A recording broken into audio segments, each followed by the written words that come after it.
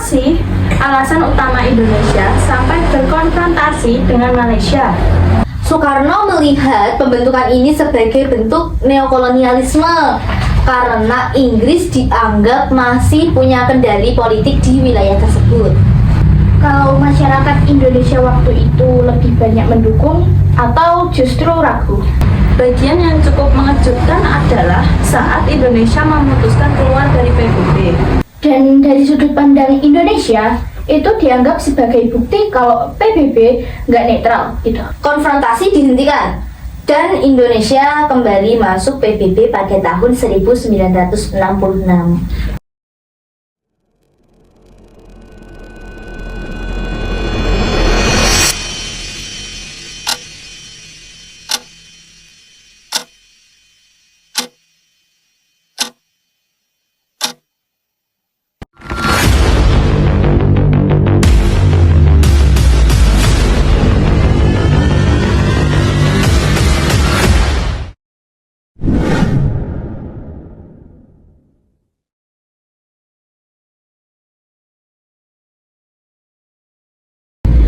Halo teman-teman, selamat datang di podcast Jejak Sejarah Nusantara.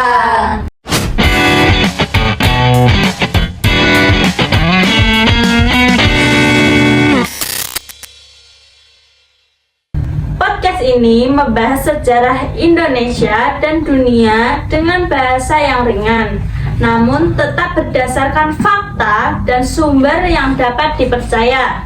Kami percaya bahwa sejarah bukan hanya tentang menghafal peristiwa, tetapi juga memahami alasan di balik sebuah keputusan besar dan dampaknya bagi kehidupan saat ini. Pada episode kali ini, kita akan membahas salah satu periode paling tegang dalam sejarah Indonesia, yaitu konfrontasi Indonesia-Malaysia serta keputusan Indonesia keluar dari Perserikatan Bangsa-Bangsa pada masa pemerintahan Presiden Soekarno. Peristiwa ini menjadi perhatian dunia internasional karena menunjukkan sikap politik Indonesia yang sangat tegas terhadap pengaruh negara barat. Untuk membahas topik ini lebih dalam, hari ini kita sudah bersama narasumber seorang siswi yang mendalami sejarah politik Indonesia.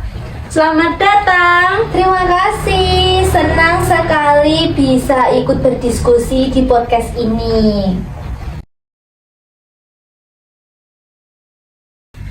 Kalau kita lihat dari arsip sejarah dan beberapa media internasional, secara laporan BBC dan catatan sejarah Asia Tenggara, konfrontasi Indonesia dan Malaysia ini sebenarnya nggak muncul secara tiba-tiba. Bahkan banyak sejarawan luar negeri menilai sikap Indonesia waktu itu sangat dipengaruhi oleh pandangan Presiden Soekarno tentang neokolonialisme. Nah, menurut kamu, sebenarnya apa sih alasan utama Indonesia sampai berkonfrontasi dengan Malaysia? Jadi ceritanya itu bermula di awal tahun 1960-an.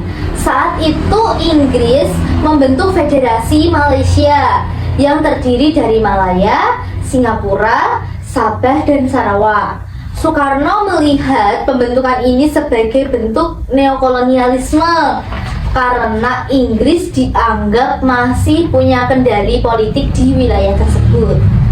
Berarti masalahnya bukan sekedar soal Indonesia nggak suka punya tetangga baru. Iya, bukan itu saja. Soekarno punya visi besar bahwa Asia Tenggara harus benar-benar bebas dari campur tangan negara barat. Malaysia dianggap masih kayak terlalu dekat dengan Inggris dan itu dipandang bisa mengganggu posisi Indonesia di kawasan. Makanya muncul slogan yang terkenal itu ya. Iya, Ganyang Malaysia. Tapi betul juga. Tapi slogan itu bukan cuma luapan emosi, melainkan simbol sikap politik Indonesia pada masa itu. Kalau di lapangan sendiri, konfrontasi ini bentuknya perang besar atau bagaimana? Bukan perang terbuka besar, lebih ke konflik bersenjata terbatas. Seperti penyusupan pasukan ke wilayah Malaysia, khususnya itu di Kalimantan Utara, Sabah dan Sarawak. Berarti tentara Indonesia memang terlibat langsung. Iya, selain tentara ada juga sukarelawan, tapi skalanya memang tidak sebesar perang dunia. Konfliknya lebih bersifat tekanan politik dan militer.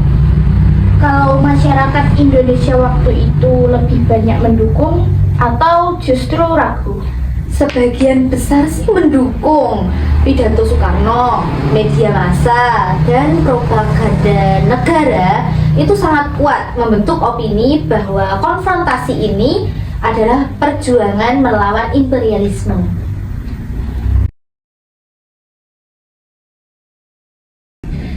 Bagian yang cukup mengejutkan adalah saat Indonesia memutuskan keluar dari PBB.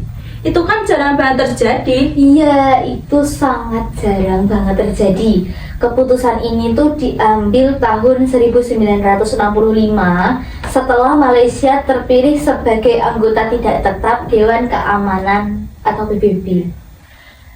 Dan dari sudut pandang Indonesia, itu dianggap sebagai bukti kalau PBB nggak netral gitu. Betul, betul. Soekarno menilai PBB lebih berpihak pada negara barat. Kalau Malaysia yang dianggap proyek neokolonial bisa duduk di Dewan Keamanan, maka PBB dianggap tidak adil.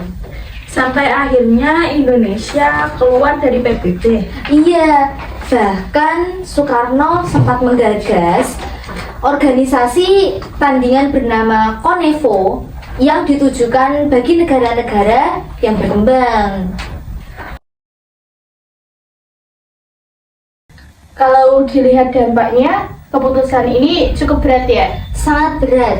Indonesia jadi makin terisolasi secara internasional, hubungan dengan negara barat juga memburuk, dan kondisi ekonomi dalam negeri semakin tertekan.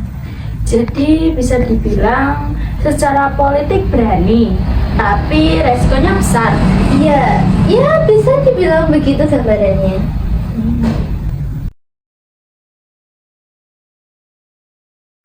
Terus bagaimana akhirnya konfrontasi ini bisa berhenti? Setelah peristiwa G30S 1965 dan perubahan pemerintahan, arah kebijakan luar negeri Indonesia berubah. Konfrontasi dihentikan dan Indonesia kembali masuk PBB pada tahun 1966. Dari konfrontasi ke diplomasi. Betul.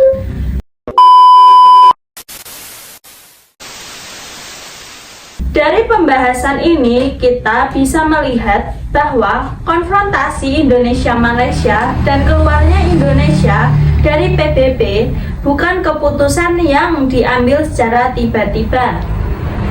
Ada pengaruh situasi global, ideologi, dan gaya kepemimpinan pada masa itu. Terima kasih atas penjelasannya.